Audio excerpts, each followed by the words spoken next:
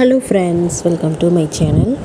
இந்த வீடியோவில் பார்த்தீங்க அப்படின்னா ரோஸ் செடிக்கு நம்ம எப்படி பாட்டிங் மிக்ஸ், அதாவது மண்கலவை எப்படி தயாரிக்கலாம் அப்படின்னு சொல்லி தான் ஃபுல் அண்ட் ஃபுல் டீட்டெயில் கொடுக்க போகிறேன்.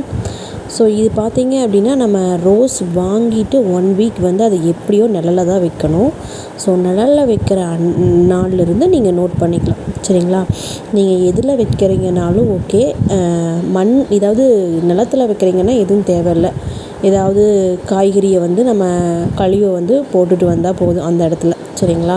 ஸோ நான் இப்போ சொல்ல போகிறது பாட்டிங் மிக்ஸ் பார்த்திங்கன்னா ஏதாவது பெயிண்ட் டப்பா அல்லது கண்டெய்னர்ஸு இல்லைன்னா க்ரோ பேக் அந்த மாதிரி வைக்கிறீங்க அப்படின்னா என்ன பண்ணுறீங்க அப்படின்னா ஃபஸ்ட்டு நல்லா க்ளீன் பண்ணி எடுத்துக்கோங்க.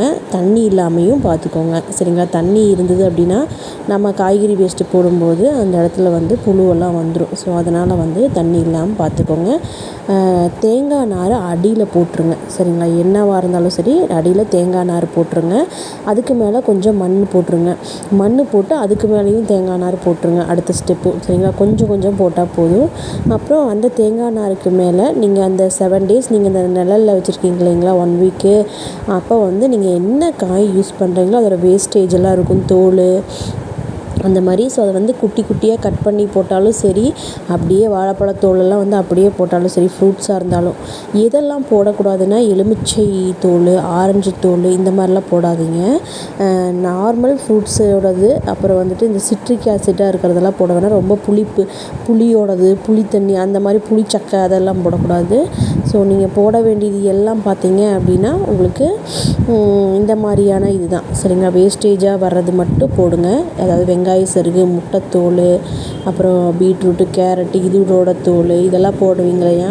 ஸோ அதை மட்டும் போட்டுட்டு அதுக்கு மேலே மண் போட்டுருங்க, சரிங்களா? சப்போஸ் உங்களுக்கு ஸ்மெல் வர மாதிரி இருந்தால் மண் போட்டு மூடிடுங்க.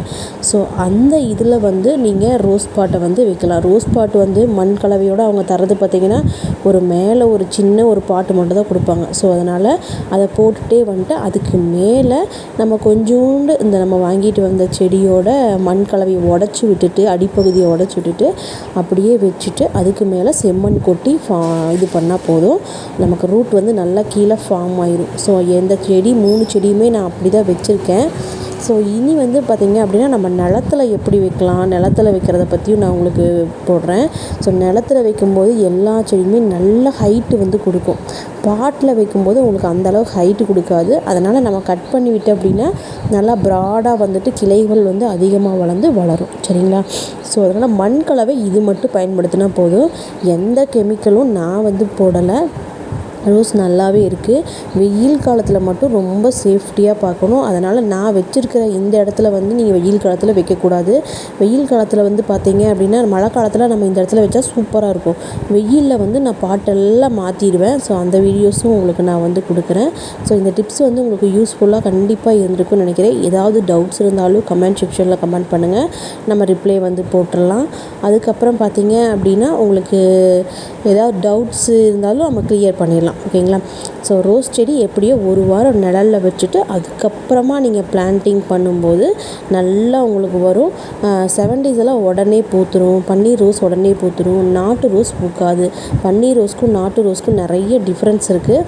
ஸோ முடிஞ்ச அளவுக்கு அந்த வீடியோ நான் உங்களுக்கு போஸ்ட் பண்ணுறேன். Okay tears, thank you so much. Next வீடியோவில் பார்க்கலாம். பை.